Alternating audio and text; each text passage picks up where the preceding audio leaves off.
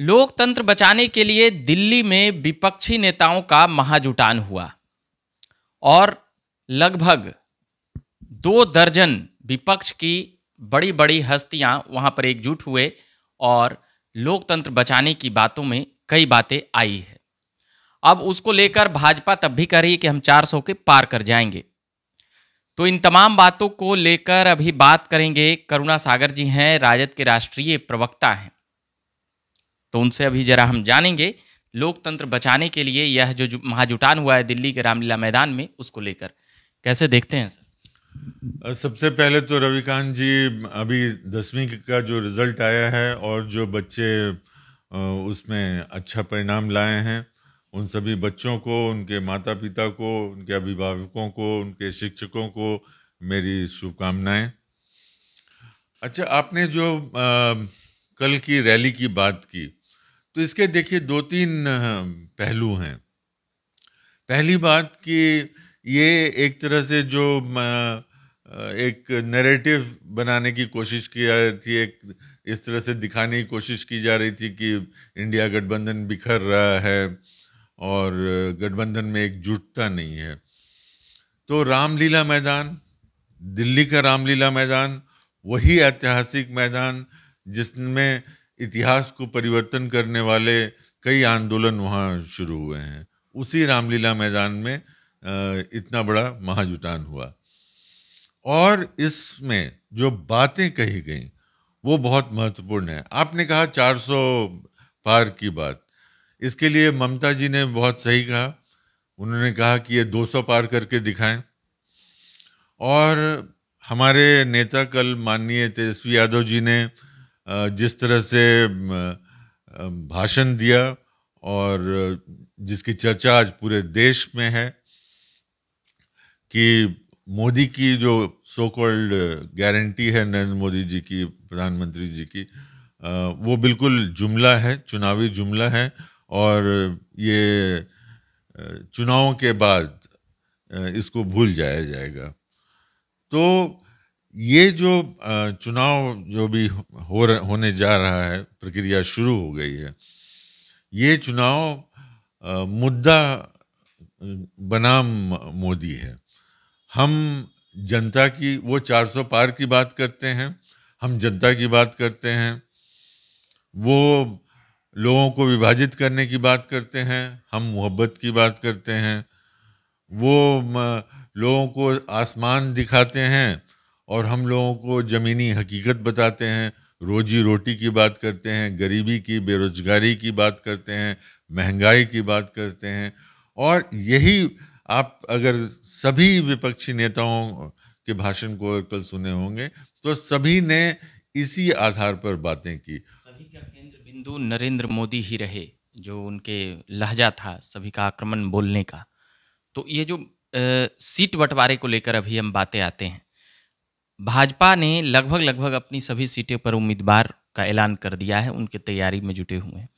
आप लोगों के तरफ से अभी तक मतलब कि कुछ लोगों को बुलाकर सिंबल दिया जाता है, कुछ लोग मतलब कि क्लियर नहीं हो पाता है, कई बातें कांग्रेस आरजेडी ये कई बातें चल रही है, इससे नुकसान लगने की भी अनुमान किया है। देखिए, ये चुनावी माहौल है और इसमें कई विभिन्न पार्टियां हैं, सीट शेयरिंग हो गई है और कुछ जो कैंडिडेट्स थे उनकी घोषणा भी हो गई है। प्रथम चरण में तो कैंडिडेट्स का नॉमिनेशन भी हो गया है, प्रचार का कार्य चल रहा है।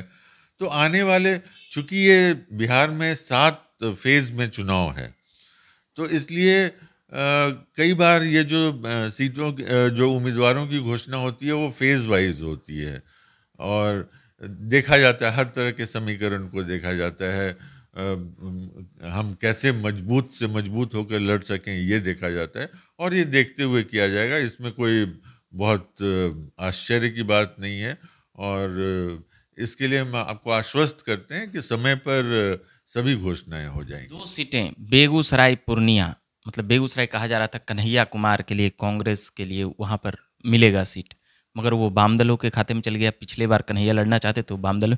पूर्णिया में पप्पू यादव वहाँ पर बागी हुए हैं, बीमा भारती को देने की बातें राजद की ओर से। पप्पू यादव अलग ताल ठोक रहे हैं कि हम तो लड़ेंगे ही, नॉमिनेशन में जाएंगे ही। देखिए, चुनाव तो मैदान में कोई भी उतर सकता है। हमारा जो गठबंधन है, दलों का गठबंधन है, और दलों के आधार पर सीटों का बंटवारा हुआ है। तो जैसे आपने कहा बेगूसराय, तो बेगूसराय सीपीआई के हिस्से में गया है और सीपीआई अपना कैंडिडेट वहां उतारेगी।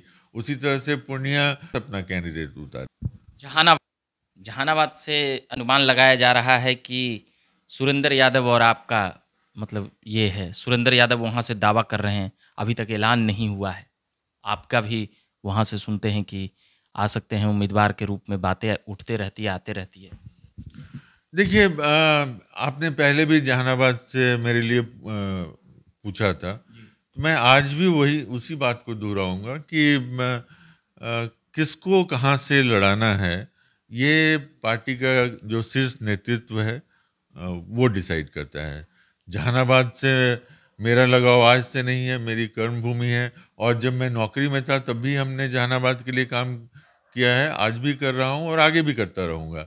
तो चुनाव कौन लड़ेगा ये तो नेतृत्व डिसाइड करेगा, और ये बिल्कुल उनका विशेषाधिकार है। सुरेंद्र यादव दावा कर रहे हैं कि हम ही लड़ेंगे। नहीं, वो क्या बोल रहे हैं हमने नहीं देखा है, लेकिन जैसा हमने कहा कि किसी भी पार्टी में, किसी भी दल में जो उसका शीर्ष नेतृत्व होता है वही डिसाइड करता है कि कैंडिडेट कौन होगा और कौन। आपको भी कुछ आश्वासन उश्वासन तो मिला ही होगा राजद के शीर्ष नेताओं से, कुछ ऐसा?